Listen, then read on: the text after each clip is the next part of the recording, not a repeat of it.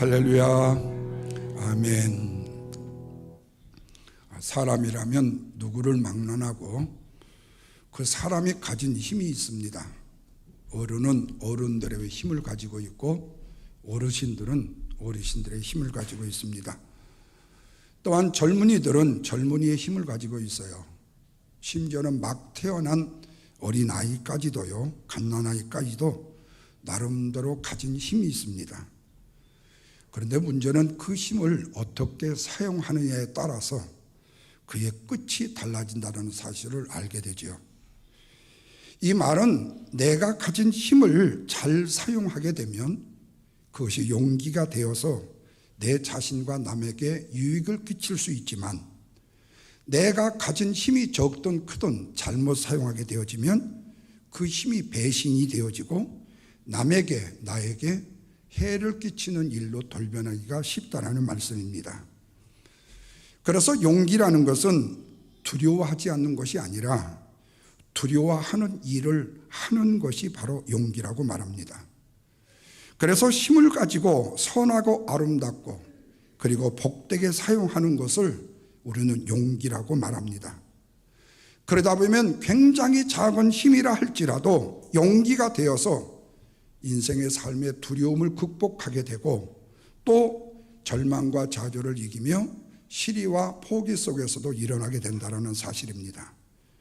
바로 이것이 가진 힘을 잘 사용하는 용기요, 두려움과 무서움과 좌절과 시리를 물리치는 무기로 사용될 수 있다는 말씀입니다.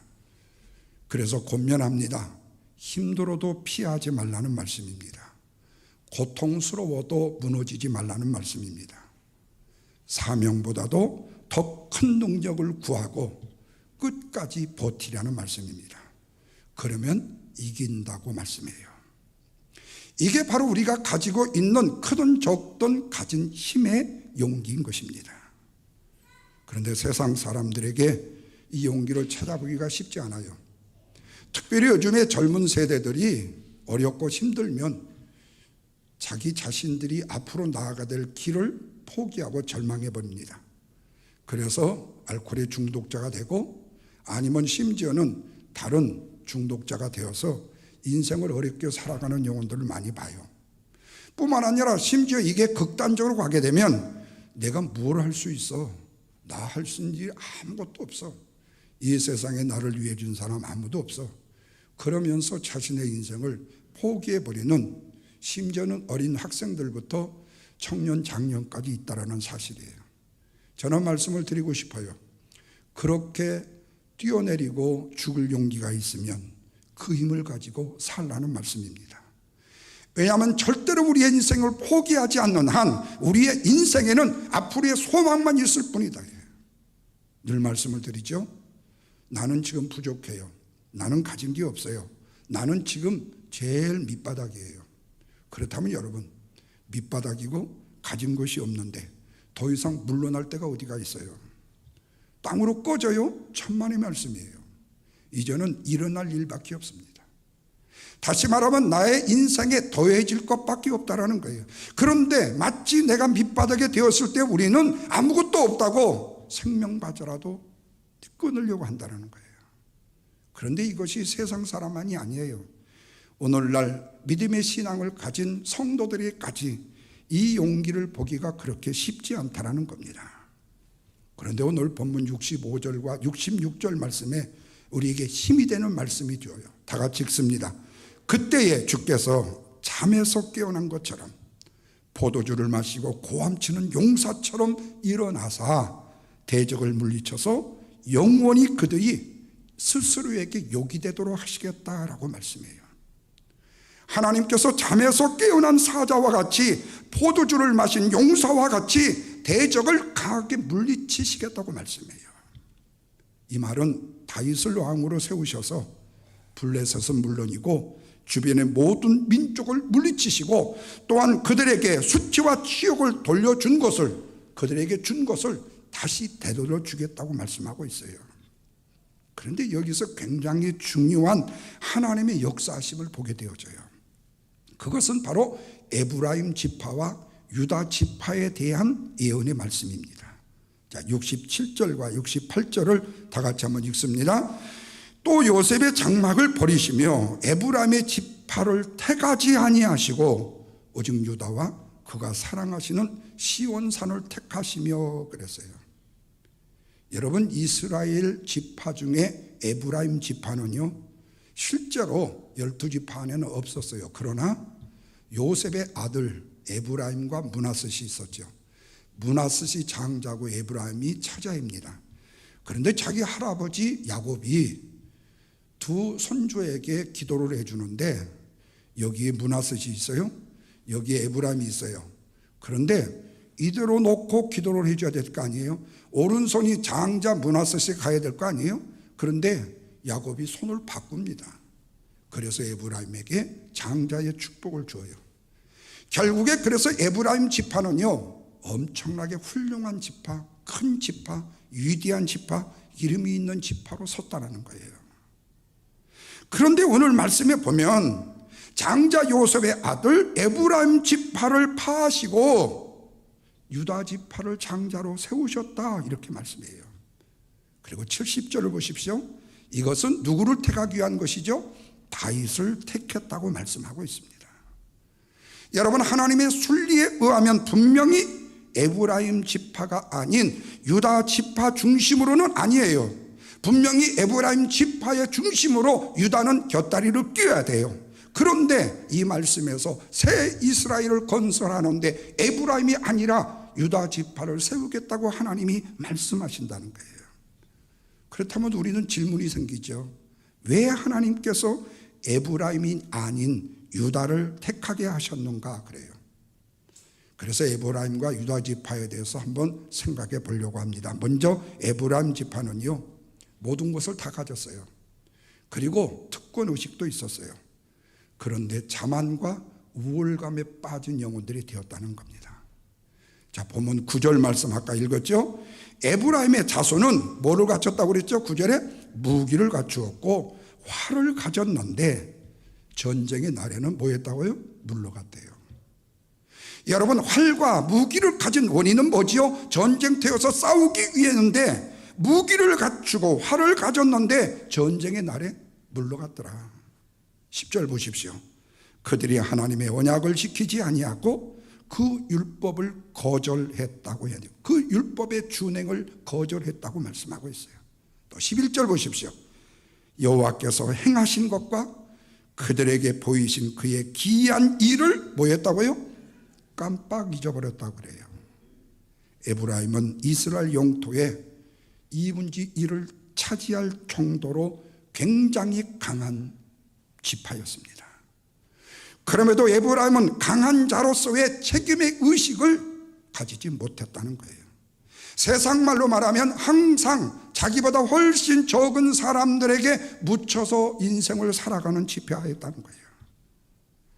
자기들이 힘든 자리, 자기들이 책임을 져야 될 자리는요 절대로 뛰어들지 않았다는 겁니다. 그래서 그들의 지파 가운데요 스스로 자기들이 싸워가지고 승리를 체험한 적이 한 번도 없어요. 그러니까 늘 다른 사람 덕택의 승리를 맛보았을 뿐이에요. 다만 그들은 강했을 뿐이었어요. 그렇게 강함에도 불구하고 강함을 실전에 드러내지 않으니까 그 강한 것 가지고 뭔만 말하게 될까요? 대가를 지불하라고 한다는 겁니다. 우리가 뽀다구 잡고 우리가 힘에 뒤에서 꼭 붙어줬다. 그러니까 너희들이 가서 현장에 가서 싸워가지고 너희들이 승리해. 그러면 우리한테 좀 바쳐야 되는 거 아니야? 이게 바로 온당한 처사가 아니지요. 요즘에 젊은이들 같으면 피가 거꾸로 솟는다고 말하죠. 지들은 뒤에서 뒷짐지고 있고 우리 보고 신나게 일하게 해서 얻은 거 우리 거 빼앗아가는 사람들, 이런 독재자들, 이런 잘못된 회사의 주인들 말이에요. 그런데 사사기에 보면요 에브라임과 기드온, 에브라임과 입다의 전쟁의 이야기가 나옵니다. 여러분 잘 아시겠지만 사사시대의 마지막인 사무엘의 시대로 해서 끝이 납니다. 그래서 기드온이 2만 명 이상의 용사들이 모였는데 여러 절에 해가지고 시험을 해서 300명의 미디안 군사만 뽑습니다. 그래서 항아리 작전, 굉장히 아주 이상한 프레임의 전쟁을 하게 되죠. 그런데 무려 미디안과 전쟁을 하는 적군은 몇 명이냐? 12만 명입니다. 300대 12만. 전쟁이 안 되는 거죠. 지금 우크라이나하고 러시아의 전쟁도 비교되면 똑같죠. 그래도 3일 만에 함락을 시킬 줄 아는데 벌써 17일째. 제가 볼 때는 최소한도 한 달까지는요 갈 거예요. 그 안에 뭔가 역사가 일어나게 되고 미국이나 나토가 개입되게 되면요 정말로 러시아 쫄딱 망할지도 몰라요. 그런데 이것이 모델이 돼야 돼요. 왜? 지금 중국이 대만을 넘보고 있거든요. 여기서 만약에 러시아가 승리한다면요 중국은 대만을 다시 또 침공할 거예요. 거기다가 겁대가리가 없이, 죄송해요, 김정은이가 힘과 용기를 받으면요 우리나라 불바다 만든다듯이 쏘아댈지도 모른다는 거예요. 그러니까 이겨야 되는 거죠. 근데 이 12만 명 대 300의 대결을 싸우다 보니까 전투가 너무 치열해요. 중간에 이 미디안의 300명의 군사가 조금 힘들어져요. 그래서 에브라임에게 부탁을 했어요. 군사를 보내달라고.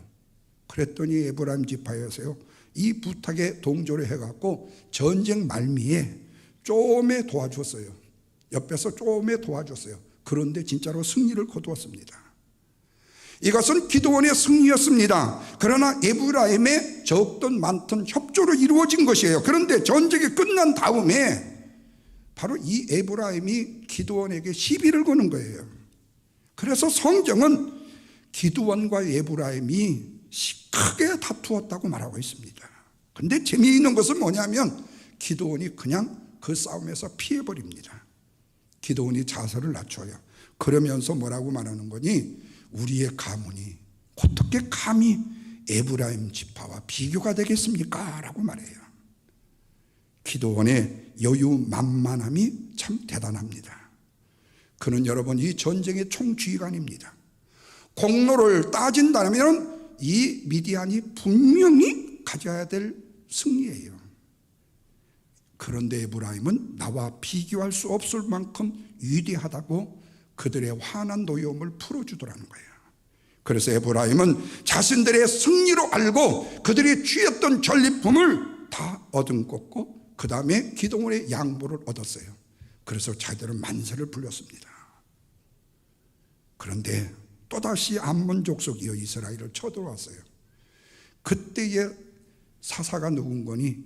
그 유명한 입다라는 사람입니다. 그런데 입다는요 인생이 파랑만장해요.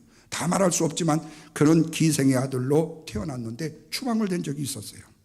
뿐만 아니라 그는 전쟁터에 나가서 승리하고 돌아왔을 때 맨 먼저 마중을 나와 나를 환영하는 사람을 번제로 드리겠다고 약속을 했는데 이게 무슨 우연인지 자기 사랑하는 딸이 제일 먼저 나와서 아빠 환영해요 이게 된 거예요.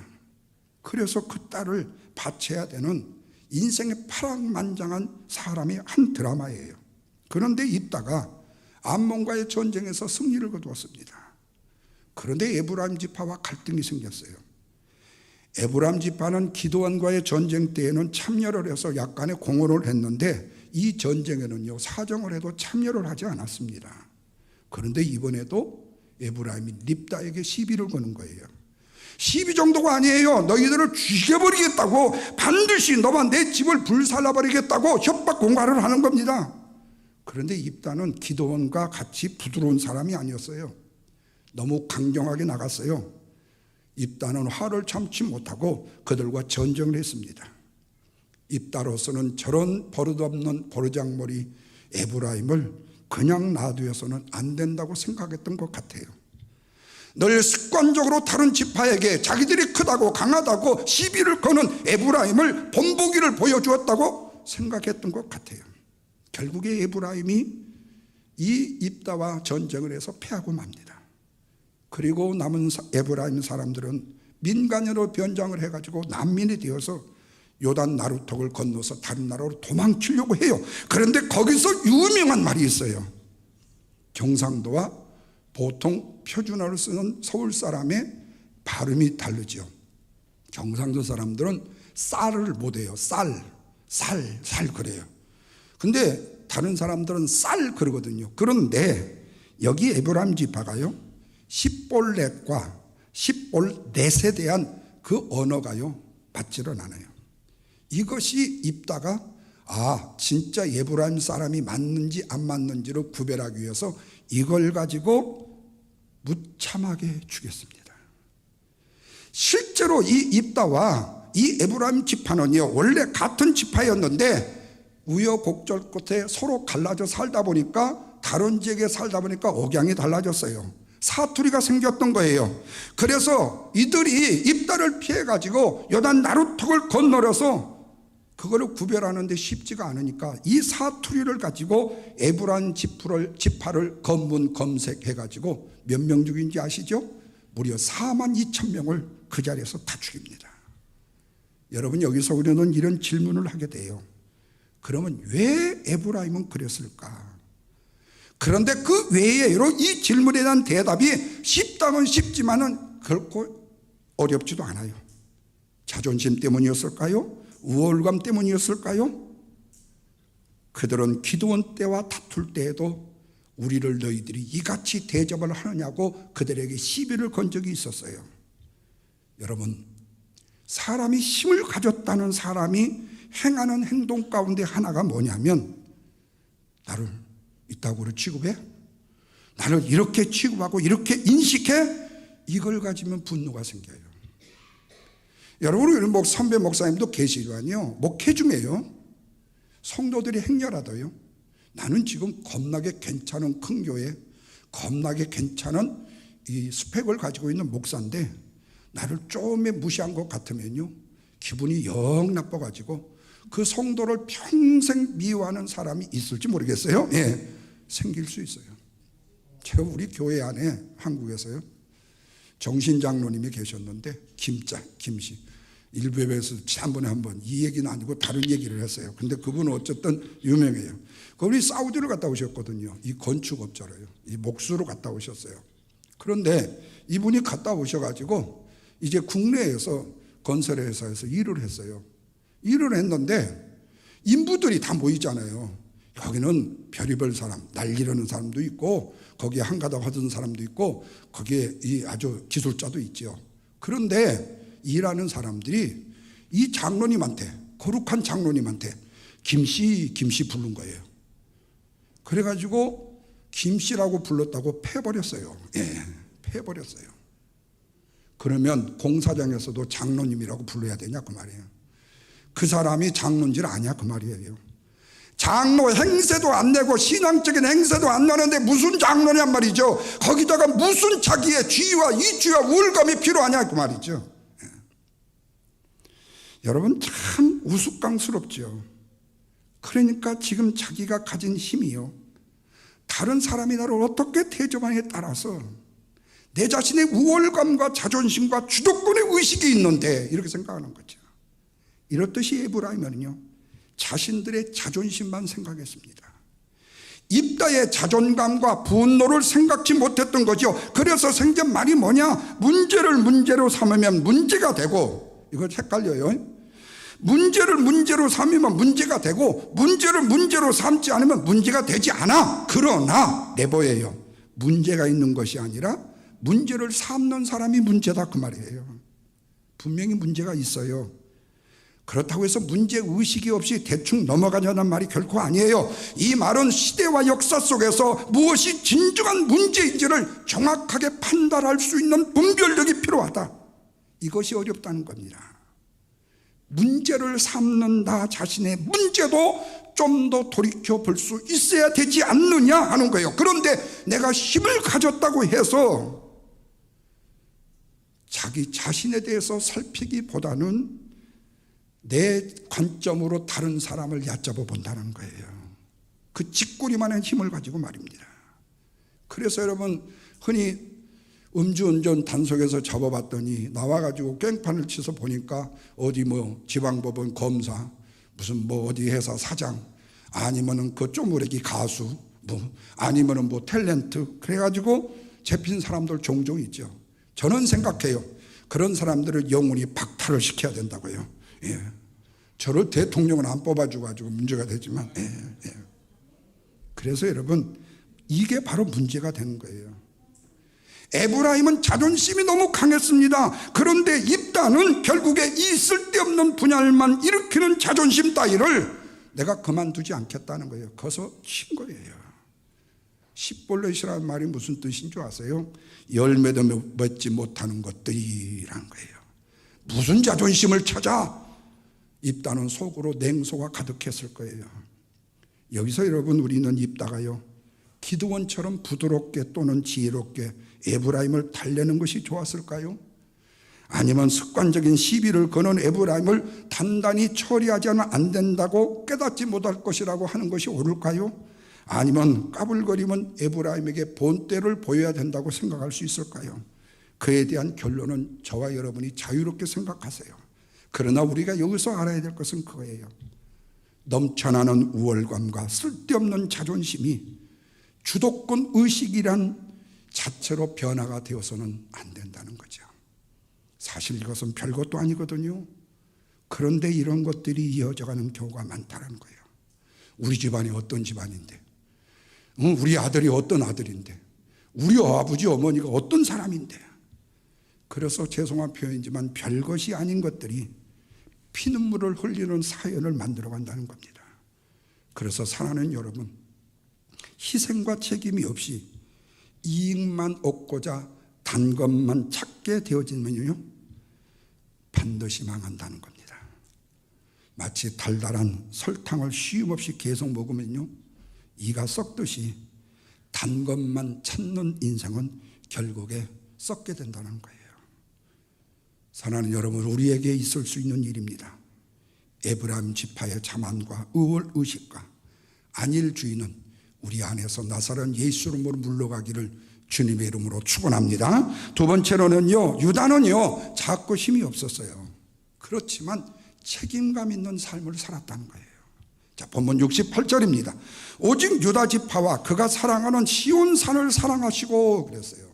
그런데 정말로 유다가 가장 큰 축복을 받아가지고 나중에 유다 지파가 이스라엘에서 가장 큰 지파가 됩니다. 통일왕국을 이루어요. 그리고 그리스도가 유다 지파에서 탄생이 돼요. 영광의 조상이 되어집니다.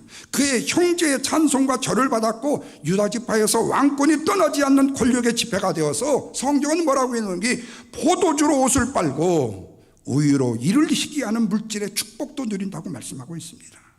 그러면 유다가 이런 축복을 어떻게 받게 되었는가?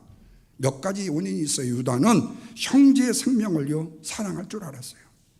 여러분 알다시피 야곱의 아들 요셉이 아버지의 양을 치고 있는 세겜 땅에 형들이 잘하는가 보는가를 감시 나갔다가 요셉을 시기했던 형들에 의해 가지고 요셉이 죽게 됐습니다.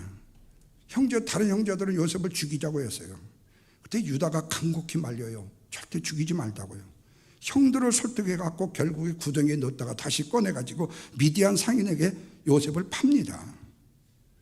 여러분, 생명의 창조자이신 하나님은요, 생명을 사랑하시고 생명을 사랑하시는 하나님은 생명을 사랑하는 사람을 사랑하신다는 사실을 여기서 봐요. 그래서 유다가 남다른 복을 받습니다. 또한 유다는 담대한 신앙의 사람입니다. 야곱의 집에 흉년이 들었어요. 그래서 큰 극인을 들었는데 처음에 애굽에 쌀을 사러 보냅니다. 곡식을 사러 보냅니다. 근데 그때 요셉이 자기 형제인 줄 알았어요. 그래서 자기의 동생 베냐민을, 보고픈 동생을 베냐민을 데려오라고 합니다.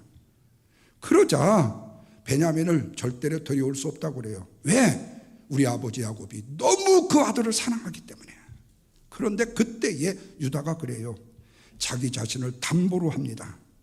그리고 베냐민을 데리고 애굽에 갔다고 해요. 만약에 내가 베냐민을 다시 데리고 왔다 데려오지 못한다면 내가 스스로 죄를 짊어지겠다고 책임감을 느껴요. 유다는 담대한 신앙의 사람입니다. 의인은 오직 믿음으로 살리라는 말씀처럼 유다가 그런 삶을 살았어요. 뿐만 아니라 유다는 책임감이 너무 강했어요. 야곱의 아들들이 애굽에서 두 번째 양식을 가지고 돌아올 때에 요셉의 계략에 의해 가지고 베냐민의 양식 자루에 이 은잔이 발견됐어요. 그때에 유다가 하는 말이 그래요. 하나님의 종들의 죄악을 적발했으니, 우리가 하나님의 종들인데 우리의 죄악을 적발했으니 내가 당신의 종이 되겠습니다 라고 고백을 합니다. 유다는 엄청난 궁지에 몰린 상황에서도요, 솔직하게 자신의 죄를 시인합니다. 설령 요셉이 우리에게 덮어씌웠다 할지라도 드러난 죄를 시인함으로 그 위기를 모면할 수 있도록 요셉에게 아버지 야곱과 약속을 하고, 베냐민을 데리고 가지 않으면 야곱의 낙심이 크리라고 이야기를 하면서 결국에는 요셉을 감동시키고 그 사건을 해결하는데 바로 장본인이 됩니다.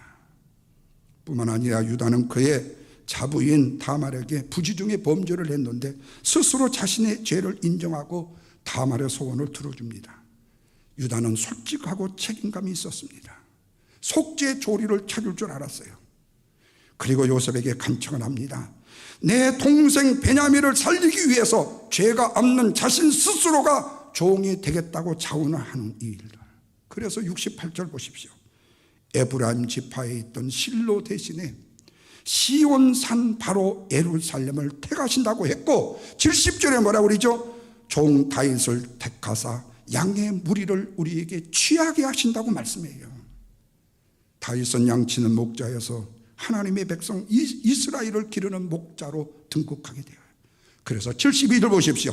다윗은 자기 마음의 완전함, 다시 말하면 온전한 믿음으로 이스라엘을 다스렸고, 또 그의 손의 능숙함으로 통치자로서의 능력을 배양하여 이스라엘을 다스렸다고 말씀하고 있습니다. 그로 인하여 이스라엘은 하나님 앞에 온전한 하나님의 백성, 견고한 하나님의 나라가 된 것입니다. 그래서 모세로부터 시작한 출애굽의 역사와 구원의 역사가, 이스라엘의 불순종과 하나님의 구원의 역사가 계속 반복되다가 결국에는 다윗에 이르러서 통일 왕국으로 완성이 되어집니다. 그러면 어떻게 이룰 수가 있었을까요? 다시 68절 70절을 읽습니다. 이 모든 것이 다윗을 택하시고 시온을 택하시고 유다를 택하신 하나님의 전적인 선택으로 이루어진 것이지만, 이 말이에요. 그러나 오늘날 우리의 구원도 전적으로 하나님의 은혜라는 사실 아니에요. 여기서 우리는 특징적인 한 사람의 특성이요, 후손에게도 그대로 전수가 된다는 사실이에요. 제가 언제 우리 한국에 있는 우리 성도들에게 우리 아들 목사가 루이빌의 목사가 됐다고 이 동영상을 하나 보내줬어요. 그랬더니 처음에 목소리를 듣다가 난 줄 알았대요. 근데 우리 아들은 나를 되게 싫어하거든요. 절대로 아버지를 안 듣는다고 그래요. 예. 그런데 점점 하는 꼴을 보면 지 아버지를 닮아가요. 예. 성질은 저보다도 훨씬 좋은데, 예. 인품도 훨씬 좋은데, 예. 야곱의 12아들 중에 넷째인 유다의 캐릭터가요, 유다 지파의 캐릭터가 되더라는 겁니다. 유다는 요셉을 팔 때 괴로워합니다. 이후에 자기 형제들과 떠나 이방을 헤매요. 괴로움 때문에 그랬을 거예요. 그러다가 이방 땅에서 정말로 겪어서는 안 되는 험난한 인생꼴을 당하게 돼요. 자식 3명 중에 2명을 잃게 됩니다. 그러다가 며느리 다말이 3번째 아들을 요구했는데 주지를 않아요. 그러자 독한 여자 다말이 변장하고 시아버지인 유다와 사이에서 아이를 낳게 돼요. 그런데 바로 그 조상이 누구냐? 베레스입니다. 그리고 유다는 요셉의 억지의 주장에도 핑계대지 않고 자기 자신의 죄를 드러내지요. 집으로 돌아온 유다는 베냐민이 애굽에서 억눌릴 상황에 놓이니까 내 자신이 볼모가 되겠다고 요청해요. 자기가 어려움과 힘듦을 모두 다 책임지겠다는 뜻입니다. 이 행동에 감동을 받은 요셉이 울음을 참고 있다가 자기의 정태를 드러내고 형제들을 붙들고 통곡하는 장면이 나오죠. 이후에 어떻게 됩니까? 유다가 이스라엘의 지도자가 됩니다. 책임자가 바로 지도자가 되어줄 수 있더라는 거예요. 여러분, 피는 물보다 진하다는 말이 있죠. 그런데 유다 지파는, 갈렙은요, 공치사를 할 때 절대로 나서지 않습니다. 그러나 그 누구도 나서지 않는 초롱성 헤브론을 점령해야 될 때 팔심의 노구를 이끌고 갈렙이 말해요. 이 산지를 내게 주소서, 이 산지를 내게 달라고 앞장을 섭니다. 또한 유다지파 다윗은 하나님을 조롱하는 골리앗 앞에서 너는 칼과 단창으로 나지만 난 만군의 여호와의 이름으로 나간다고 물매를 던져 그 거인 골리앗을 무너뜨리고 이깁니다. 사랑하는 성도 여러분, 말씀을 맺겠습니다. 에브라임과 유다 지파는요, 가진 나름대로의 힘이 있었다는 거예요. 그런데 에브라임은 우월감과 자만심으로 안주했어요. 그러나 유다는 어떤 상황, 유급한 상황, 어떤 환경에서도 책임을 졌어요. 그러자 에브라임 지파와 유다 지파의 운명은요 완전히 달라지게 됐습니다. 후에 보십시오. 에브라임 지파는요 그렇게 똑똑하고 그렇게 축복을 많이 받고 그렇게 인정을 많이 받았는데 성경에 더 이상 기록이 없습니다. 그런데 유다 지파는 하나님의 선택을 통해서 가장 뛰어난 지파가 되어지게 됩니다. 그리고 최종적으로 다윗의 자손으로 예수 그리스도를 보내서 하나님의 애정과 섭리와 계획된 선택 속에서 이루어지게 됨을 만인에게 공포하게 돼요. 사랑하는 여러분, 오늘 우리에게도 저마다 가진 힘을 가지고 책임을 져야 될 자리가 있을 줄 압니다. 그럴 때 우리는 그 책임을 회피하지 말아야 됩니다. 책임의 자리로 나가야 됩니다.